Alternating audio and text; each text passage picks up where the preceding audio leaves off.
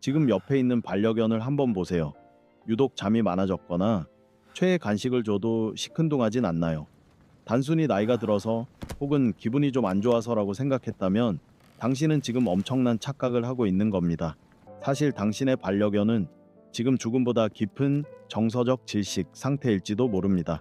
최신 과학 연구는 우리에게 소름 돋는 진실을 말해줍니다. 주인의 스트레스 호르몬인 코르티솔 수치가 높을수록 반려견의 털에서 측정되는 스트레스 수치 또한 소름 끼칠 정도로 정비례해서 높아진다는 사실. 다시 말해, 당신이 어제 느꼈던 그 우울함과 불안이 실시간으로 강아지의 뇌를 파괴하고 있다는 뜻입니다. 강아지는 주인의 감정을 비추는 거울이 아니라 당신의 고통을 대신 짊어지는 감정 쓰레기통이 되어버린 걸까요? 더 큰 문제는 우리가 무심코 넘기는 일상적인 신호들입니다. 꼬리를 흔들지 않는 것보다 훨씬 더 위험한, 하지만 90%의 보호자들이 얌전해서 좋다고 오해하는 그 치명적인 무기력증의 정체는 무엇일까요? 특히 당신이 사랑이라고 굳게 믿으며 매일 반복했던 이 특정 습관 하나가 실제로는 반려견의 정신을 서서히 붕괴시키고 있다면 믿으시겠습니까? 지금 당장 확인해야 합니다.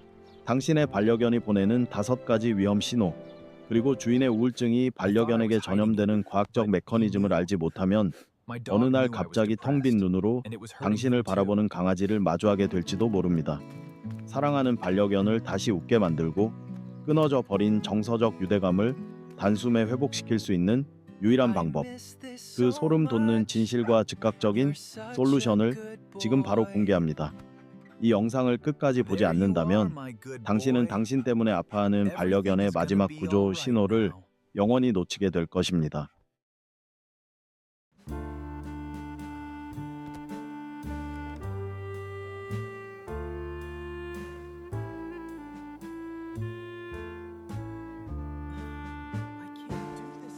스웨덴 린셰핑 대학교 연구진은 수년간의 추적 조사 끝에 충격적인 논문을 발표했습니다. 수백 마리의 반려견과 견주의 모발 속 코르티솔, 즉 스트레스 호르몬 수치를 분석했더니 놀랍게도 두 존재의 수치가 마치 데칼코마니처럼 일치했다는 것이죠. 이것이 의미하는 바는 명확합니다. 여러분이 직장에서 상사에게 깨지고 돌아온 날, 인간관계에 지쳐 침대 위에서 몰래 흘린 눈물, 그리고 미래에 대한 막연한 불안감까지 당신의 몸속을 타고 흐르는 그 모든 부정적인 화학 신호들이 공기를 타고 혹은 피부 접촉을 통해 실시간으로 강아지의 혈관 속으로 전염되고 있다는 뜻입니다. 강아지는 인간보다 후각이 수만 배 발달해 있습니다. 우리가 우울함을 느낄 때 몸에서 미세하게 배출되는 화학적 변화를 그들은 냄새로 맡습니다. 당신은 겉으로 웃으며 괜찮아 아가라고 말할지 모르지만 강아지는 이미 당신의 땀샘에서 뿜어져 나오는 슬픔의 향기를 맡고 함께 질식해가고 있는 겁니다. 이들은 주인의 감정을 대신 처리해주는 감정의 정화조 역할을 자처합니다. 주인이 힘들어하면 그 곁을 지키며 그 고통을 자신의 것으로 흡수해버리죠. 하지만 정화조도 용량이 초과하면 결국 터지기 마련입니다. 그 결과가 바로 우리가 목격하는 반려견 우울증입니다. 그런데 더 무서운 점은 따로 있습니다. 우리는 강아지가 아프면 낑낑거리거나 짖는 등 어떤 소리를 낼 것이라 믿습니다. 하지만 정서적 질식 상태에 빠진 강아지들은 철저하게 침묵합니다. 여러분의 반려견이 예전보다 얌전해졌나요?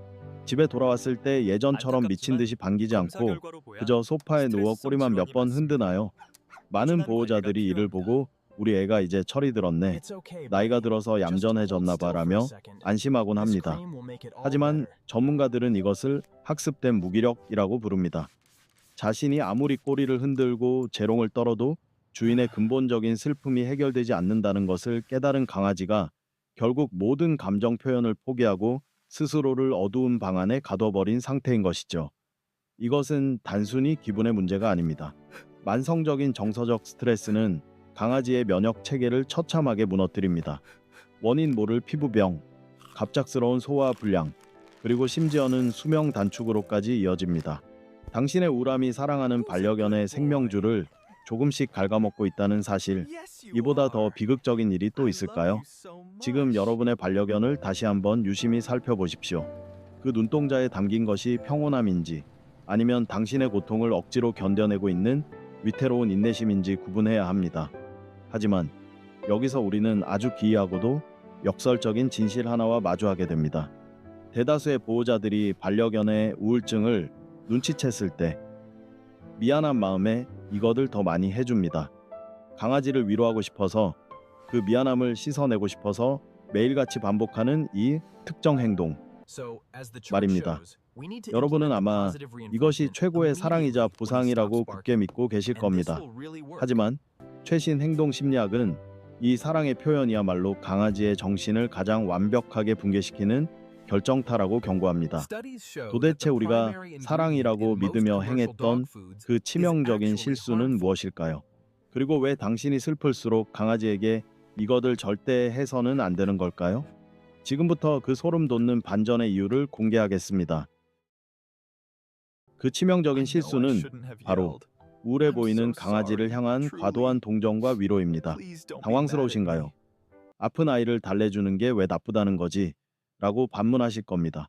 하지만 인간의 언어와 강아지의 언어는 완전히 다릅니다. 당신이 슬픈 눈으로 강아지를 껴안고 미안해, 힘들지? 라고 속삭이는 순간 강아지의 뇌는 이 상황을 전혀 다르게 해석합니다. 그들은 당신의 위로를 보상으로 받아들입니다. 즉, 무기력하게 누워있고 우울해하는 현재의 상태가 주인을 기쁘게 하는 행동 혹은 관심을 받는 방법이라고 착각하게 만드는 것이죠. 당신의 선의가 강아지의 우울증을 더 깊은 수렁으로 밀어 넣는 강력한 강화제가 되고 마는 것입니다. 그렇다면 지금 내 옆에 강아지가 정말로 위험한 상태인지 어떻게 알 수 있을까요? 지금부터 말씀드릴 5가지 치명적 신호 중 2개 이상 해당된다면 골든타임이 얼마 남지 않았다는 증거입니다. 첫 번째 신호는 잠의 질입니다. 단순히 오래 자는 게 문제가 아닙니다.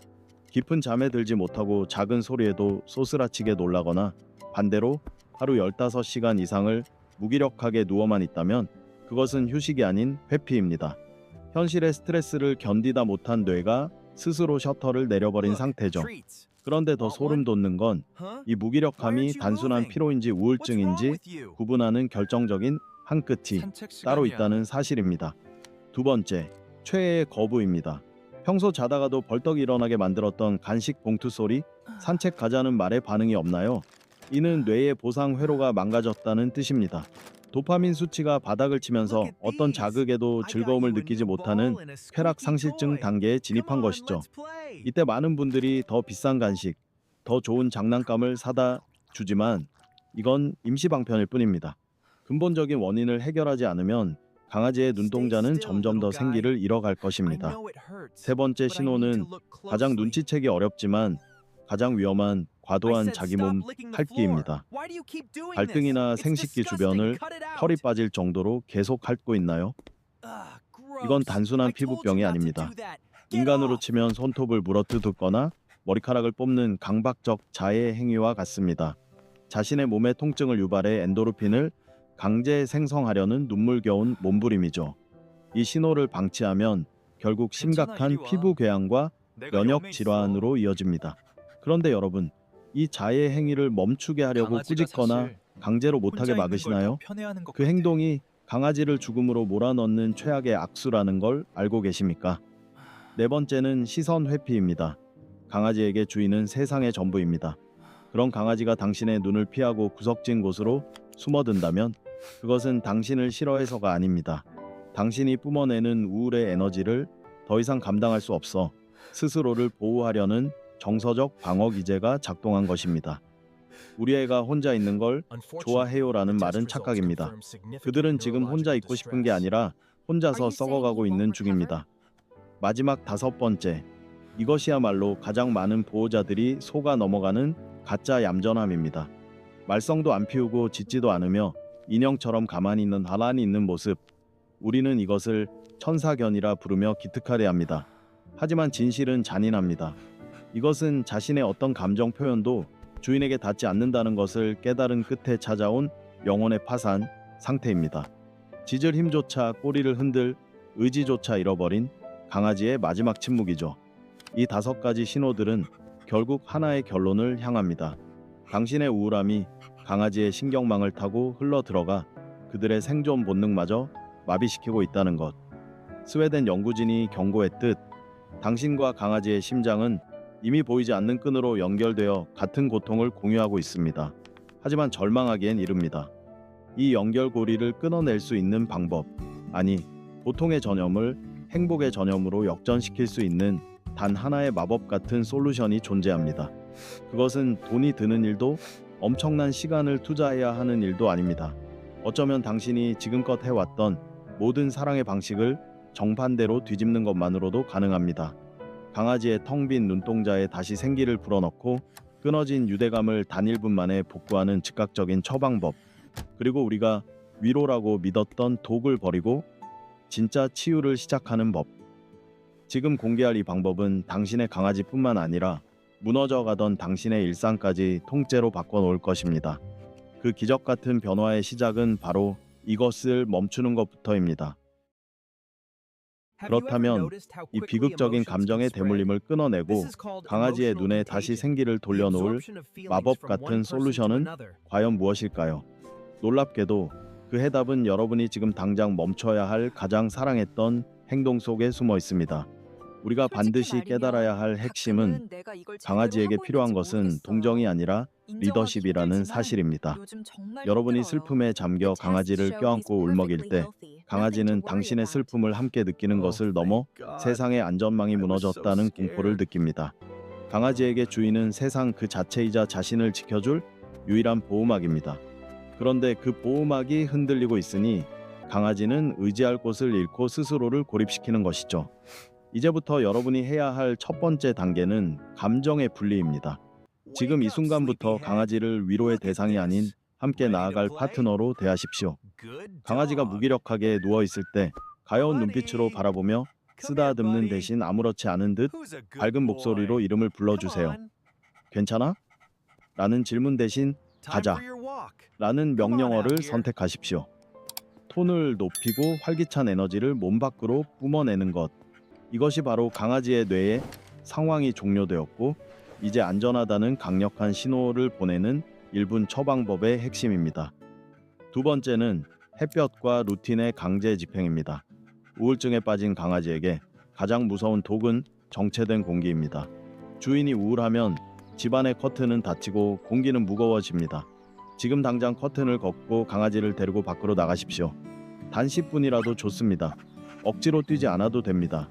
그저 햇빛 아래서 흙냄새를 맡게 하는 것만으로도 강아지의 뇌에서는 행복 호르몬인 세로토닌이 분비되기 시작합니다. 여러분의 우울함이 실시간으로 전염되었듯 여러분이 걷기 시작할 때 발생하는 그 미세한 활력의 진동 또한 강아지에게 즉각적으로 전염됩니다.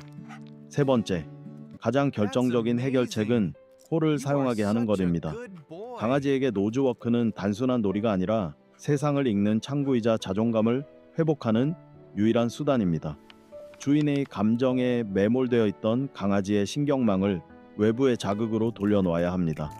간식을 숨기고 찾게 하는 그 짧은 시간 동안 강아지는 비로소 감정의 쓰레기통 역할에서 벗어나 사냥꾼이자 탐험가라는 본연의 정체성을 되찾습니다. 꼬리가 단 1cm라도 흔들리기 시작했다면 그것은 정서적 질식 상태에서 벗어나 첫 숨을 내뱉었다는 기적의 신호입니다. 스웨덴 린셰핑 대학교 연구진이 발견한 데칼코마니 같은 스트레스 수치 일치는 역설적으로 우리에게 희망을 줍니다. 당신이 불행할 때 강아지가 아팠다면 당신이 행복해지기 위해 노력하는 그 찰나의 순간 강아지도 함께 치유되기 시작한다는 뜻이니까요. 강아지는 당신을 심판하지 않습니다. 당신이 어제 얼마나 울었는지, 얼마나 무능력했는지 따지지 않습니다. 그저 오늘 당신이 내딛는 활기찬 한 걸음, 당신이 보여주는 단 한 번의 진심언 어린 미소에 자신의 온 생애를 걸고 다시 기뻐할 준비가 되어 있는 존재입니다. 여러분이 지금 해야 할 일은 미안함에 사로잡혀 자책하는 것이 아닙니다. 오히려 나를 위해 이렇게까지 아파해줘서 고맙다 하고 마음속으로 속삭이며 그 고마움의 대가로 당신 스스로가 먼저 행복해지기로 결심하는 것입니다. 당신이 강아지의 유일한 구원자이듯 강아지 또한 당신을 어둠 속에서 끌어내기 위해 스스로 아픔을 짊어진 구원자였음을 기억하십시오. 끊어져 버린 줄 알았던 정서적 유대감은 결코 사라지지 않았습니다. 그저 당신의 슬픔이라는 먼지에 가려져 잠시 빛을 잃었을 뿐입니다. 이제 그 먼지를 털어내십시오. 당신이 먼저 당당하게 허리를 펴고 밝은 목소리로 강아지의 이름을 부르며 장난감을 던져주는 순간 텅 비어 있던 강아지의 눈동자는 다시 반짝이는 생기가 차오를 것입니다. 이것은 과학이자 본능이며 세상에서 가장 숭고한 사랑의 메커니즘입니다. 당신의 반려견은 지금 이 순간에도 당신이 내미는 그 행복의 손길을 간절히 기다리고 있습니다. 당신이 변하기로 마음먹은 지금 이 1초가 당신과 강아지의 남은 평생을 바꾸는 골든타임이 될 것입니다. 당신의 행복이 곧 강아지의 생명임을 잊지 마십시오. 이제 사랑하는 반려견과 함께 다시 웃으며 세상 밖으로 나갈 시간입니다. I said stop licking the floor. Why do you keep doing this? Unfortunately, the test result.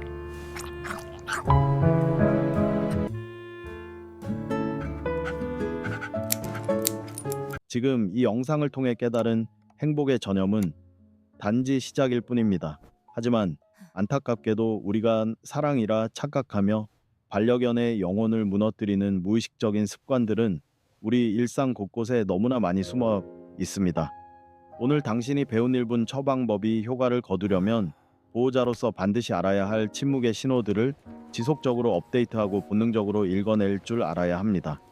90%의 보호자들이 괜찮다고 믿으며 방치하는 사소한 행동들이 어떻게 다시 강아지의 뇌를 파괴하기 시작하는지, 그리고 우리가 미처 알지 못했던 또 다른 과학적 진실들은 무엇인지, 그 깊은 이면의 이야기들을 놓치지 마십시오.